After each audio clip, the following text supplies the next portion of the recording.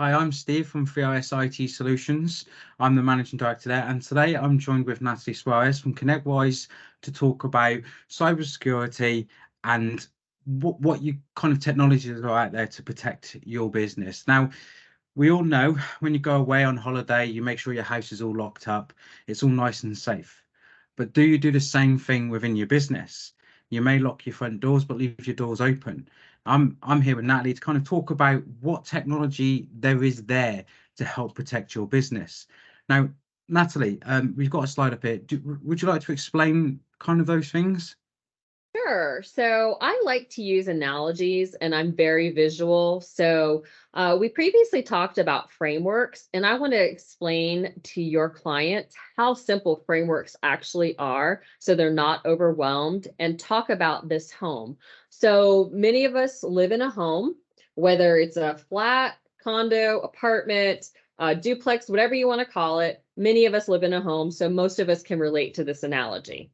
So I'm just going to jump right into this analogy. So when you think about your home, what are the things in your home that you want to protect? I'll put you on the spot, Steve. What is in your home that you want to protect? Well, it's got to be my tech, hasn't it? It's got to be my tech. Yeah. How about your family? Yeah. Your family, your pets, your collectibles. I personally collect a lot of Lego. My husband collects sports memorabilia. Anything interesting you collect? Um, do you know what? I've got some comics, Batman and Oh, Joker. nice. Yeah, I Yeah. have a few comics too.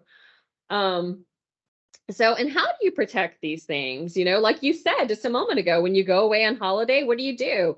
You lock your doors and windows. If you have a family, and maybe especially if you have teenagers, maybe you're really into the education, like telling them things like, don't open the door to strangers, or more likely, don't open your social network door to strangers.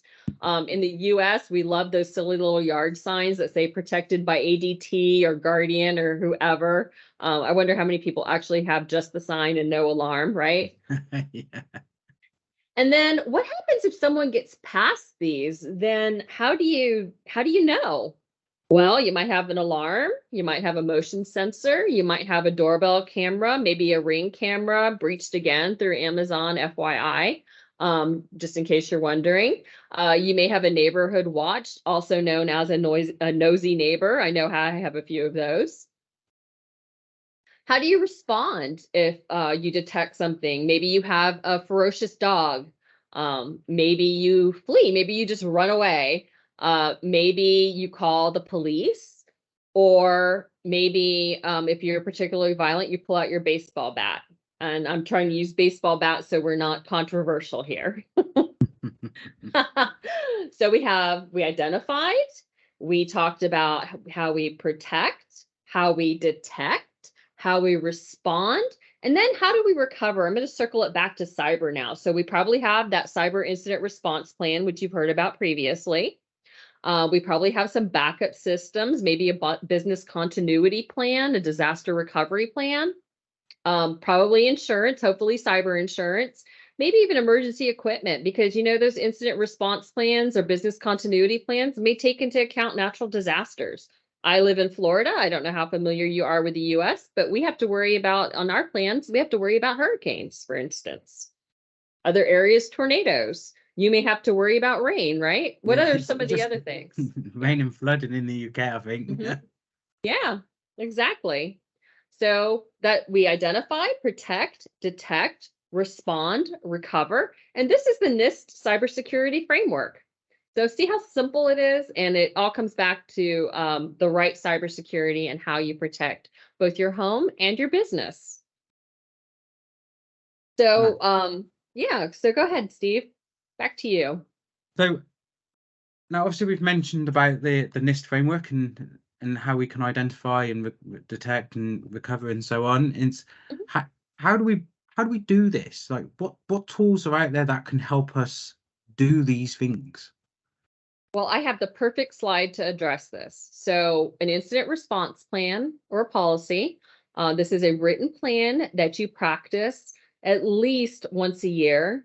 maybe every 6 months, that you involve your entire business in, or your entire client's business in, or any particular stakeholders. So if you have a particularly tight relationship with one of your clients and they rely on you for certain things and you rely on them, you're going to want to include them in your incident response plan. You're going to make sure you include everyone in your business, including anyone who has a technology, is responsible for technology, anybody who's responsible for accounting, etc. You want to encompass your entire business in this plan. You want to have multi-factor authentication on everything. There are many different forms of multi-factor authentication. Some are better than others. I'm particularly paranoid, and my little tinfoil hat came with something called a YubiKey, which is actually a hardware token versus getting code sent to my phone, which is better than nothing, but not the best. Endpoint detection and response, and we'll talk a little bit more about what this is, but basically this monitors like your network, your desktop station. So like your laptops, anybody who's working from home, for instance. I know a lot of us still do that. And the M, where we change EDR to MDR, is basically all just including a security operations center or someone to monitor that. Another piece of technology that goes hand in hand with EDR, MDR is a SIEM or a SIEM, depending on how you like to pronounce it. And this is a security information and event management system. This actually takes a look at things like your network traffic. It takes a look at your logs. This can also be managed by a security operations center. And honestly, it should be managed by a security operations center, because you really want professionals who know what they're looking at and know what those indicators of compromise or precursors to a compromise might be. And then, of course, much more than just backup, your business continuity and disaster recovery plans, which of course include backup, but actually include some additional written plans, beyond just cyber. But how does your business, in the face of adversity, how does your business continue to go about day to day? And honestly, you're going to need these things to get that cybersecurity insurance, to get that additional peace of mind that you need in case something does happen. So you mentioned